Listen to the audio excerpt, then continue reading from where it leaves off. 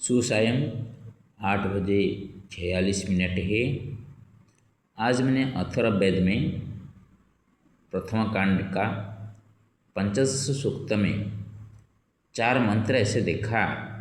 जो कि देवता उनका है सिंधु आदि नदियों के बारे में। तो नदियों के बारे में जिस तरह का वर्णन किया गया है उसी को मैंने मंत्र को अपने उड़िया भाषा में उसको कविता के माध्यम से रचना किया हूँ। और ऐसे मैंने रचना किया हूँ जो कि हिंदी भाषी जो भारतीय हैं उनको न समझ ऐसा कुछ नहीं हो, समझने के लिए सक्षम हो सकते हैं। पहले मंत्र पाठ कर देते हैं। हरि ओम सं सं स्रवन्तु सिन्धवा संवाताः संपतत्रिणः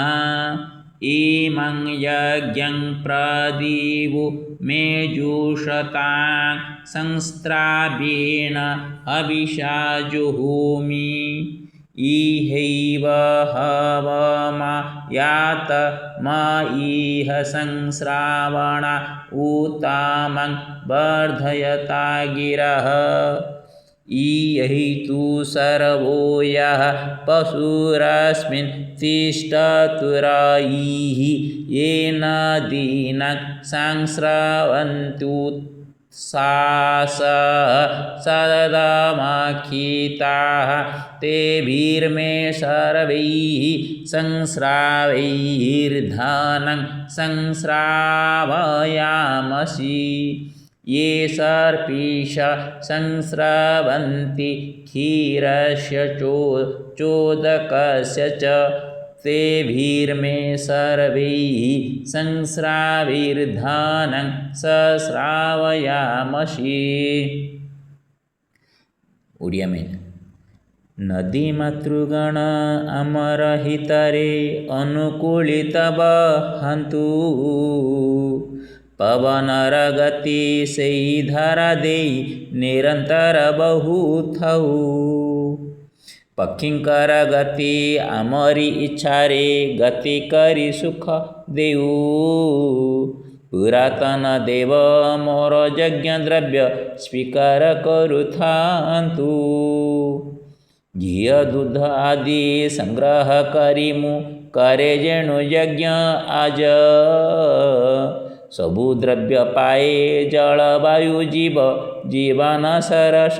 हेज आहे मो देवता छाड़ी सबु किछि मो कतिरे उभा हुआ एहि यज्ञ मध्ये आज आदि रहुम स्तुति द्वारा प्रीत हुआ हे देव कर हे जजमानर श्री वृद्धि धन जनहित अमर स्तुति रे सुनि प्रीत हुई गो अश्व पशु समृद्ध गंगा अजी नदी अक्षय धारा रे सतत निर्झररत ग्रीष्म ऋतु मध्ये सुख नुहे जेहु तेणु पशुधन दत्त घृत दुग्ध जल चिर प्रवाहित सदैव गतिशील रे बिना शुष्क धारा बढ़ाए अमर संपद शस्य भर रे जल मातृकांक कृपा शिष्य नहीं पुष्ट आज जीव गण अथर्व वेद रे मंत्रित भाषित अबुझ अज्ञान जन शुण बारे मन न कर जी आम वेद वाणी मर्म सनातन धर्म संस्कृत वाणी रे न बुझी घोषे मो धर्म नमई चरणे धर्म यज्ञ देव जनधन हितमती नृसिंह श्री लक्ष्मी नीति विराजन्तु हृदय मरनाशी भीति। 8:46 में 8 घंटा 46 मिनट रे संध्या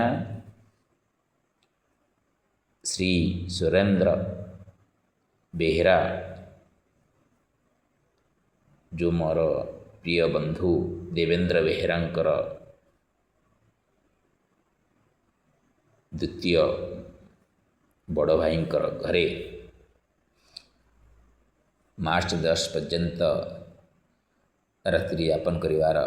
व्यवस्था हो सारी। तेणु आज प्रथम दिवस प्रथम रात्रि संध्यारे अथर्ववेदर ई सिंधु आदि नदी मानकर स्तुतिटी को पठन करी ओडिया भाषा रे निज मानस कल्पित कविता माध्यम अथर्ववेदर मोहनीय यशगान करी संस्कृत भाषा रे किपरि उन्नति घटिब ताहा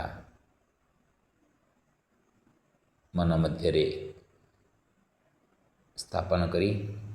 भगवान का श्री चरण रे समर्पित करुछि। समस्तंकर मंगल हो। श्री हरिनारायण नमो नमः।